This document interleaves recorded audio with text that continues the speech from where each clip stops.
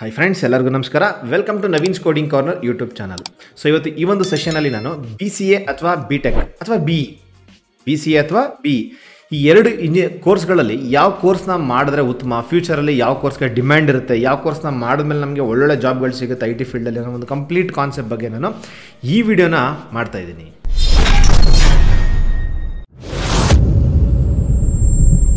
ಮೊದಲನೇದಾಗಿ ನಾವು ಎಲಿಜಿಬಿಲಿಟಿ ಕ್ರೈಟೀರಿಯಾನ ನೋಡೋ ಥರ ಆದರೆ ಇಂಜಿನಿಯರಿಂಗಿಗೆ ನೀವು ಜಾಯ್ನ್ ಆಗಬೇಕು ಅಂತಂದರೆ ಮಿನಿಮಮ್ ನೀವು PCMB ಅಥವಾ PCMC PUನಲ್ಲಿ ತೊಗೊಂಡಿರಲೇಬೇಕು. ಅದು ಬಿಟ್ಟು ಬೇರೆ ಆಪ್ಷನ್ ತೊಗೊಂಡಿದ್ರೆ ನಿಮಗೇನು ಅಂತಂದರೆ ಎಲಿಜಿಬಲ್ ಇರೋದೇ ಇಲ್ಲ BEಗೆ. ಇನ್ ಕೇಸ್ ನೀವು ಡಿಪ್ಲೊಮಾ ತೊಗೊಂಡಿದ್ರೆ ಲ್ಯಾಟ್ರಲ್ ಎಂಟ್ರಿಯಾಗಿ ಬರ್ಬೋದು, ಬಟ್ ಅದು ಬಿಟ್ಟು ಕಾಮರ್ಸು ಈ ಥರದಂದಷ್ಟೆಲ್ಲ ಸಬ್ಜೆಕ್ಟ್ಸ್ನ ತೊಗೊಂಡಿದ್ರೆ ನಿಮಗೆ BEಗೆ ಎಲಿಜಿಬಲ್ ಇರೋದೇ ಇಲ್ಲ, ಆಯಿತಾ. ಬಟ್ BCAಗೆ ಹಾಗಲ್ಲ. ಈಗ ಯಾರೋ ಒಬ್ಬ ಸ್ಟೂಡೆಂಟ್ ಅವನು ಗೊತ್ತಿಲ್ಲ ತೊಗೊಬಿಟ್ಟಿದ್ದಾನೆ, ಕಾಮರ್ಸ್ ತೊಗೊಬಿಟ್ಟಿದ್ದಾನೆ, ಆಯಿತಾ, ಅಥವಾ PUನಲ್ಲಿ PCMB ತೊಗೊಂಡಿದ್ದಾರೆ ಅಥವಾ PCMC ತೊಗೊಂಡಿದ್ದಾರೆ, ಅವ್ರಿಗೆ BE ಸೀಟ್ ಸಿಕ್ಕಿಲ್ಲ CETಲಿ ಅನ್ನೋ ಥರ ಇದ್ದಾಗ ಅವ್ರೇನು ಮಾಡ್ಬೋದು, ಕಣ್ಣು ಮುಚ್ಕೊಂಡು BCA ತೊಗೋಬೋದು. ಅಂದರೆ ಅವ್ರ ಫ್ಯೂಚರಲ್ಲಿ ನಾನು ಆ್ಯಸ್ ಎ ಡೆವಲಪರ್ ಆಗಿ ಇರಬೇಕು, ಕೋಡಿಂಗ್ ಮೇಲೆ ನಾನು ಏನಾದರೂ ಮಾಡಬೇಕು ಅನ್ನೋ ಥರ ಇರೋರು ಕಣ್ಣು ಮುಚ್ಕೊಂಡು BCAನ ತೊಗೊಬೋದು. ಆಮೇಲೆ ಇನ್ನೊಂದೇನು ಅಂತಂದರೆ BCA ನಾನು ಜಾಯ್ನ್ ಆಗಬೇಕು ಅಂತಂದರೆ ಯಾವುದೇ ರೀತಿ CET ಬರೆಯೋನೇ ಸರಿ ಇಲ್ಲ. ಬಟ್ BEಗೆ ಹಂಗಲ್ಲ, CET ಬರೀಲೇಬೇಕು. BCAಗೆ CET ಬರೀಲಿಲ್ಲ ಅಂತಂದರೆ ಏನು ಅಂತಂದರೆ ಅಡ್ಮಿಷನ್ಸ್ ಆಗೇ ಆಗುತ್ತೆ, ಆಯಿತಾ. ಇದು ಮೊದಲನೇ ಒಂದು ಕ್ರೈಟೀರಿಯಾ. ಎರಡನೇ ಪಾಯಿಂಟ್ ಯಾವುದು ಅಂತ ಹೇಳಿದ್ರೆ ಡ್ಯೂರೇಷನ್. ಕೋರ್ಸ್ ಡ್ಯೂರೇಷನ್ BCAನಲ್ಲಿ ಬಂದು 3 ಇಯರ್ಸ್ ಇರುತ್ತೆ, ಬಟ್ ಇಂಜಿನಿಯರಿಂಗಲ್ಲಿ ಬಂದು 4 ಇಯರ್ಸ್ ಇರುತ್ತೆ. BE ಮುಗಿಸ್ಕೊಂಡು 4 ಇಯರ್ಸ್ ಔಟ್ಪುಟ್ ಆಗಿ ಬರ್ತಾ ಇದ್ದಾರೆ, 4 ಇಯರ್ಸ್ ಕಂಪ್ಲೀಟ್ ಆಗಿ ಔಟ್ಪುಟ್ ಆಗಿ ಬರ್ತಾ ಇದ್ದಾರೆ ಅಂತಂದರೆ BCA ಮಾಡಿದವರು 3 ಇಯರ್ಸ್ ಕೋರ್ಸ್ ಮಾಡಿ 1 ಇಯರ್ ಏನು ಮಾಡ್ಬೋದು, ಅವರು ಸ್ಟಾರ್ಟಪ್ಪಲ್ಲಿ ವರ್ಕ್ ಮಾಡಿ ಅವ್ರು ಆಚೆ ಬಂದಿರ್ತಾರೆ. ಸೊ ಓವರಾಲ್ 4 ಇಯರ್ಸ್ BCAಲಿ ಸ್ಪೆಂಡ್ ಮಾಡಿದ್ದಾರೆ ಅಥವಾ 4 ಇಯರ್ಸ್ BEನಲ್ಲಿ ಸ್ಪೆಂಡ್ ಮಾಡಿದ್ದಾರೆ ಅಂತಂದರೆ BCAದವನಿಗೆ 1 ಇಯರ್ ಆಲ್ರೆಡಿ ಇಂಟರ್ನ್ಶಿಪ್ ಅಥವಾ ಎಕ್ಸ್ಪೀರಿಯನ್ಸ್ ಏನೋ ಒಂದು ಸಿಕ್ಬಿಟ್ಟಿರುತ್ತೆ, ಅರ್ಥ ಆಯ್ತಾ. ಸೊ BCA ಮಾಡಬೇಕಂತಂದರೆ 3 ಇಯರ್ಸ್ ಬೇಕು, ಇಂಜಿನಿಯರಿಂಗ್ ಮಾಡಬೇಕು ಅಂತ ಹೇಳಿದ್ರೆ ಓವರಾಲ್ 4 ಇಯರ್ಸ್ ಬೇಕು. ಮೂರನೇ ಪಾಯಿಂಟ್ ಬಂದು ಫೀ ಸ್ಟ್ರಕ್ಚರ್. ಒಬ್ಬ ಇಂಜಿನಿಯರಿಂಗ್ ಜಾಯ್ನ್ ಆಗಿ ಅವನು ಔಟ್ಪುಟ್ 4 ಇಯರ್ಸ್ ಕಂಪ್ಲೀಟ್ ಮಾಡಿ ಹೊರಗಡೆ ಬರ್ತಾನೆ ಅಂತಂದರೆ ಮಿನಿಮಮ್ ಅಂತಂದ್ರು 4 ಲಕ್ಷದಿಂದ 5 ಲಕ್ಷ ಮಿನಿಮಮ್ ಆಗೇ ಆಗುತ್ತೆ ಯಾವುದೇ ಕಾಲೇಜ್ ಆದರೂ, ಅಂದರೆ ಗೌರ್ಮೆಂಟ್ ಸೀಟ್ಸ್ ಬಿಟ್ಟು, ಓಕೆನಾ. ಬಟ್ BCAನಲ್ಲಿ ಹಾಗಲ್ಲ, ಗೌರ್ಮೆಂಟ್ ಆಗ್ಬೋದು ಅಥವಾ ಪ್ರೈವೇಟ್ ಸೀಟ್ಸ್ ಆಗ್ಬೋದು, ಯಾವುದೇ ಅಂತ ಅಂದ್ಕೊಂಡ್ರು ನನಗೆ ಗೊತ್ತಿರೋಂಗೆ ಒಂದು ವರ್ಷಕ್ಕೆ ಮ್ಯಾಕ್ಸಿಮಮ್ ಅಂತಂದರೆ 40 ಅಥವಾ 50 ಸಾವಿರ ಮೇಲಂತೂ ಇಲ್ಲ ಫೀಸು. ಸೊ ಓವರಾಲ್ ಎಲ್ಲ ಅಂತ ಅಂದ್ಕೊಂಡ್ರು 1.5 ಇಂದ 2 ಲಕ್ಷ ಒಳಗಡೆ ಏನಾಗುತ್ತೆ BCA ಕೋರ್ಸು ಮುಗ್ದೋಗ್ಬಿಡುತ್ತೆ. ವೆನ್ ಕಂಪೇರ್ ಟು BCA ಏನಾಯಿತು, ನಮಗೆ ಸ್ವಲ್ಪ ಕಡಿಮೆ ಆಯಿತು. ನಾಲ್ಕನೇ ಪಾಯಿಂಟು ತುಂಬ ಇಂಪಾರ್ಟೆಂಟ್. ಯಾಕೆ ಅಂತ ಹೇಳಿದ್ರೆ 4ನೇ ಪಾಯಿಂಟ್ ನಾನು ಕರಿಕ್ಯುಲಮ್ ಬಗ್ಗೆ ನಾನು ಡಿಸ್ಕಸ್ ಮಾಡ್ತಾಯಿದ್ದೀನಿ. BCAನಲ್ಲಿ ಕರಿಕ್ಯುಲಮ್ ಹೆಂಗಿರುತ್ತೆ ಅಂತಂದರೆ ಫಸ್ಟ್ ಆಫ್ ಆಲ್ BCAನಲ್ಲಿ ಬೇರೆ ಆಪ್ಷನ್ನೇ ಇರೋಲ್ಲ. ಯಾಕೆಂತಂದರೆ ಅದು ನೇಮ್ ಹೇಳ್ದಂಗೆ ಬ್ಯಾಚುಲರ್ ಆಫ್ ಕಂಪ್ಯೂಟರ್ ಅಪ್ಲಿಕೇಶನ್ಸ್, ಅಂದರೆ ಕಂಪ್ಯೂಟರ್ಸ್ ಬಿಟ್ಟರೆ ಬೇರೆ ಯಾವುದೇ ರೀತಿ ನನಗೆ ಬ್ರಾಂಚಸ್ ಇರಲ್ಲ. ಬಟ್ ಇಂಜಿನಿಯರಿಂಗ್ ಹಾಗಲ್ಲ, ಏನಿರುತ್ತೆ, ಮೆಕ್ಯಾನಿಕಲ್ ಇರುತ್ತೆ, ಸಿವಿಲ್ ಇರುತ್ತೆ, ಆಯಿತಾ, IS ಇರುತ್ತೆ, TC ಇರುತ್ತೆ, EC ಇರುತ್ತೆ, ಇದರ ತುಂಬ ಬ್ರಾಂಚಸ್ ಇರುತ್ತೆ. ಬಟ್ BCAನಲ್ಲಿ ಒಂದೇ ಬ್ರಾಂಚಸ್ಸು. BCAನಲ್ಲಿ ಕಂಪ್ಲೀಟ್ಲಿ ನಾನು ಕೋಡಿಂಗ್ ರಿಲೇಟೆಡೇ ಹೋಗೋದು, ಸಾಫ್ಟ್ವೇರ್ ಡೆವಲಪ್ಮೆಂಟಲ್ಲೇ ನಾನು ಹೋಗೋದು ಅಂತ ಅನ್ನೋರಿಗೆ ಬೇರೆ ಆಪ್ಷನ್ ಇರಲ್ಲ, ಅದು ಸಾಕಷ್ಟು, ಆಯಿತಾ. ಆಮೇಲೆ ಸಿಲೆಬಸ್ಸಲ್ಲಿ ಏನು ಅಂತ ಹೇಳಿದ್ರೆ ಕಂಪ್ಲೀಟ್ಲಿ ಡಾಟಾ ಮ್ಯಾನೇಜ್ಮೆಂಟು, ಆಮೇಲೆ ಡೆವಲಪ್ಮೆಂಟು, ಆಯಿತಾ, ವೆಬ್ ಡೆವಲಪ್ಮೆಂಟ್ ಆಗ್ಬೋದು, ಕಂಪ್ಲೀಟ್ ಈ ಥರದ್ದು ಕೋರ್ಸ್ಗಳೇ ಇರುತ್ತೆ ಹೊರತು ಅಡಿಷ್ನಲ್ ಏನೂ ಇರೋ ಒಂದು ಮ್ಯಾಥ್ಸ್ ಪೇಪರ್ ಒಂದು ಇರುತ್ತೆ, ಆಯಿತಾ. ಬಟ್ ಇಂಜಿನಿಯರಿಂಗಲ್ಲಿ ಬಂತು ಅಂತಂದರೆ ಹಾಗಲ್ಲ. ಇಂಜಿನಿಯರಿಂಗಲ್ಲಿ ನಿಮಗೆ ಕೋರ್ಸ್ ಅಂದರೆ ಹೆಂಗಿರುತ್ತೆ ಅಂದರೆ ಕಂಪ್ಲೀಟ್ಲಿ ಏನು ಮಾಡ್ತಾರೆ, ಡೇಟಾ ಸ್ಟ್ರಕ್ಚರ್ ಕಂಪ್ಲೀಟ್ ಕೋರ್.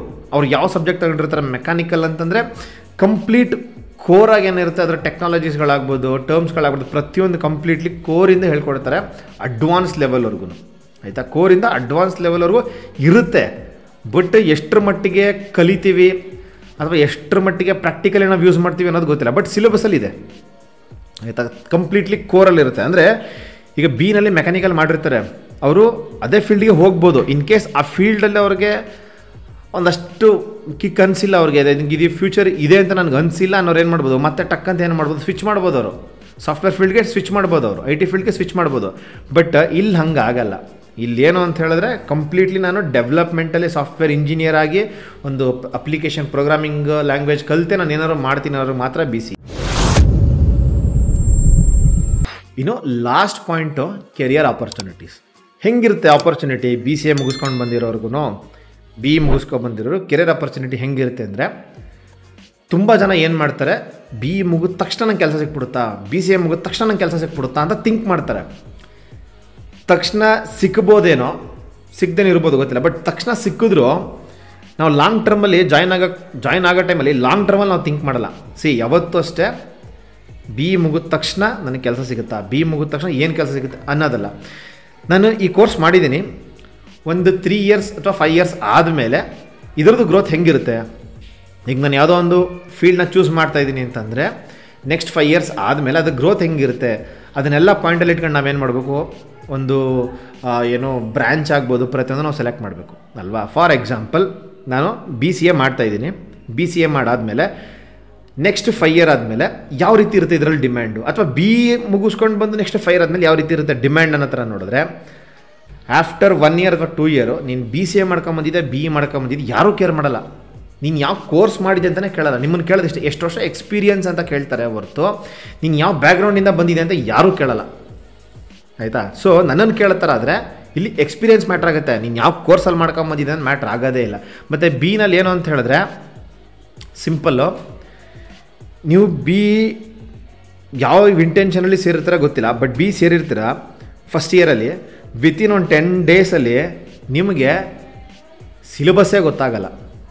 ಇನ್ನೇನು ಸಿಲೆಬಸ್ಸು ಒಂದು ಸ್ವಲ್ಪ ಏನೋ ಅರ್ಥ ಆಗ್ತಾ ಇದೆ ಅನ್ನೋದ್ರೊಳಗಡೆ ಆಲ್ರೆಡಿ ಇಂಟರ್ನಲ್ಸು, ಆ ಇಂಟರ್ನಲ್ ಮುಗ್ದಿರುತ್ತೆ, ಮುಗಿದು ಬ್ಲೂ ಬುಕ್ಸ್ ಕೊಡ್ತಾ ಇರ್ತಾರೆ, ಕರೆಕ್ಷನ್ಸ್ ಎಲ್ಲ ಆಗಿ ಆಲ್ರೆಡಿ ನಿಮ್ಗೆ ಏನಾಗುತ್ತೆ, ಅಸೈನ್ಮೆಂಟ್ಗಳು ಬಂದ್ಬಿಡುತ್ತೆ. ಅಸೈನ್ಮೆಂಟ್ ಮುಗಿಸ್ತಾ ಇರ್ತಾರೆ, ಪ್ರಾಜೆಕ್ಟ್ ರಿಪೋರ್ಟ್ಸ್ ಬರುತ್ತೆ, ಪ್ರಾಜೆಕ್ಟ್ ಮುಗಿಸ್ತಾ ಇರ್ತಾರೆ, ಎಕ್ಸಾಮೇ ಬಂದ್ಬಿಟ್ಟಿರುತ್ತೆ. ಎಲ್ಲಿ ಸ್ಟಾರ್ಟ್ ಆಯಿತು, ಹೆಂಗೆ ಫಸ್ಟ್ ಸೆಮ್ ಮುಗೀತು ಅಂತ ಗೊತ್ತಾಗೋದೇ ಇಲ್ಲ. ಇನ್ನು ಫಸ್ಟ್ ಸೆಮ್ ಹಾಗೆ ಸೆಕೆಂಡ್ ಸೆಮ್ ಹಾಗೆ, ಸೆಕೆಂಡ್ ಸೆಮ್ ಆದಮೇಲೆ ಥರ್ಡ್ ಸೆಮ್ಗೆ ಹೋಗುವಾಗ, ಸೆಕೆಂಡ್ ಇಯರ್ಗೆ ಹೋಗುವಾಗ ಏನಾಗುತ್ತೆ ಅಂದರೆ ನಿಮ್ಗೆ ಆಪ್ಷನ್ ಇರುತ್ತೆ. ಇನ್ ಕೇಸ್ ನೀವು ಬ್ರಾಂಚ್ ಸ್ವಿಚ್ ಮಾಡೋರಿದ್ದರೆ ಸ್ವಿಚ್ ಮಾಡ್ಕೊಬೋದು, ಬಟ್ ಬಿ ಸಿ ಎಲ್ ಹಂಗಿರಲ್ಲ, ಯಾಕೆಂದ್ರೆ ಇರೋದೇ ಒಂದು.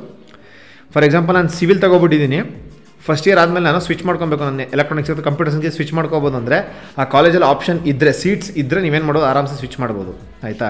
ಸ್ವಿಚ್ ಮಾಡ್ಕೊಂಡ್ಮೇಲೆ ಅಷ್ಟೇ ನೀವು ಕಂಪ್ಲೀಟಾಗೆ ಎಕ್ಸಾಮ್ ಮುಗೀತು, ನಾನು ನೆಕ್ಸ್ಟ್ ಇನ್ನೊಂದು ಸೆಮ್ ಸ್ಟಾರ್ಟ್ ಆಯಿತು, ಆ ಸೆಮ್ ಸ್ಟಾರ್ಟ್ ಆಗೋದು ಗೊತ್ತಾಗಲ್ಲ, ಎಂಡ್ ಆಗೋದು ಗೊತ್ತಾಗಲ್ಲ.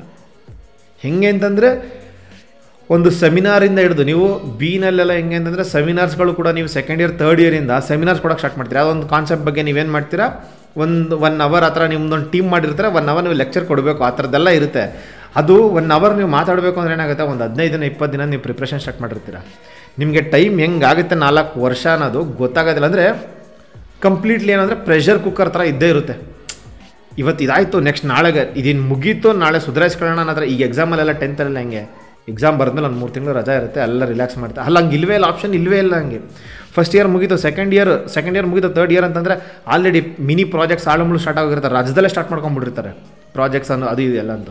ಸೊ ಅಲ್ಲಿ ಹೆಂಗೆ ಅಂತಂದರೆ ಕಂಪ್ಲೀಟ್ಲಿ ಪ್ರೆಷರಲ್ಲಿ ಇದ್ದೇ ಇರ್ತಾರೆ. ಬಟ್ ಬಿ ಸಿ ಎನಲ್ಲಿ ಅದು ಯಾವುದೇ ಪ್ರೆಷರು ಇರೋಲ್ಲ, ಫುಲ್ ಕೂಲಾಗೆ ನಾರ್ಮಲ್ ಡಿಗ್ರಿ ಹೆಂಗೆ ಮಾಡ್ತಾರೆ ಹಂಗೆ ಮಾಡ್ಕೊತಾರೆ. ಹಂಗನ್ಬಿಟ್ಟು ಝೀರೋ ಪ್ರೆಷರ್ ಅಂತ ಹೇಳಲ್ಲ, ಅಲ್ಲೂ ಸಿಲೆಬಸ್ಗೆ ತಕ್ಕಂತೆ ಇರುತ್ತೆ.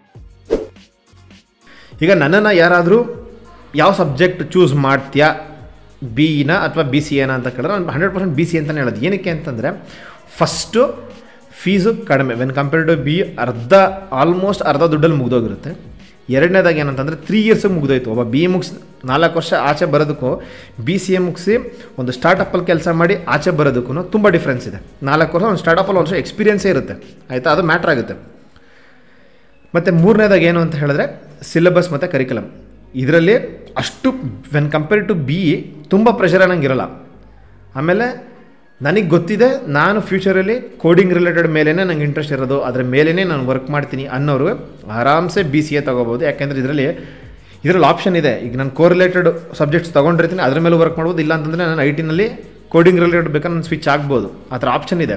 ಬಟ್ ನಾನು 100% ಕೋಡಿಂಗ್ ರಿಲೇಟೆಡ್ ಮೇಲೆ ಏನಾದರೂ ಮಾಡಬೇಕು ಅನ್ನೋರು ಆರಾಮ್ಸೆ ಏನು ಮಾಡ್ಬೋದು, ಬಿ ಸಿ ಎ ತೊಗೋಬೋದು. 4ನೇದು ಕೆರಿಯರ್ ಆಪರ್ಚುನಿಟೀಸ್ ಅಂತ ನೋಡೋ ಥರ ಆದರೆ ಒಂದು 2 ಇಯರ್ಸ್ ಯಾವುದೋ ಒಂದು ಸ್ಟಾರ್ಟಪ್ಪಲ್ಲೂ ಎಲ್ಲೋ ಒಂದು ಕಡೆ ವರ್ಕ್ ಮಾಡಿದ್ದೀನಿ ಅಂತ ಹೇಳಿದ್ರೆ ನೆಕ್ಸ್ಟು ಬಿ ಸಿ ಅನ್ನೋದು ಕೌಂಟ್ ಆಗೋಲ್ಲ, ಬಿ ಅನ್ನೋದು ಕೌಂಟ್ ಆಗೋಲ್ಲ, ನಿಮ್ಮ ಎಕ್ಸ್ಪೀರಿಯನ್ಸ್ ಕೌಂಟ್ ಆಗೋದು. ಸೊ ಇದೆಷ್ಟು ಪಾಯಿಂಟ್ಗಳನ್ನೂ ನಾನು ರೆಫರ್ ಮಾಡಿ ನಾನು ಡಿಸೈಡ್ ಮಾಡಿ ಹೇಳ್ತೀನಿ ಅಂತಂದರೆ ನಾನು always prefer B C A. So ಇದಾಗಿತ್ತು ಇವತ್ತಿನ ಒಂದು ವಿಡಿಯೋ. ಈ ವಿಡಿಯೋ ನಿಮ್ಗೆ ಇನ್ಫಾರ್ಮೇಟಿವ್ ಆಗಿತ್ತು ಅಂತ ಅನಿಸಿದ್ರೆ ಈ ವಿಡಿಯೋನ ಲೈಕ್ ಮಾಡಿ, ಶೇರ್ ಮಾಡಿ, ಹಾಗೆ ಚಾನಲ್ನ ಸಬ್ಸ್ಕ್ರೈಬ್ ಮಾಡಿ.